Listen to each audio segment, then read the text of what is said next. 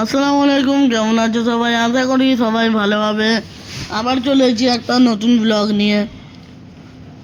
বন্ধুরা, এর আগের ব্লগে দেখাতে পারিনি সাইকেল দোকানে নিয়ে যাওয়ার সময় আর চাকাটা কোন কোন চাকা লিক হয়েছিল।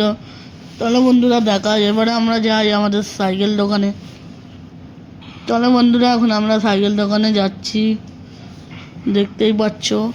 চলো বন্ধুরা, এবারে আমরা সাইকেল দোকানটায় ঘুরে আসি। দেখো বন্ধুরা, আমার ভাইও আসতেছে পেছন থেকে।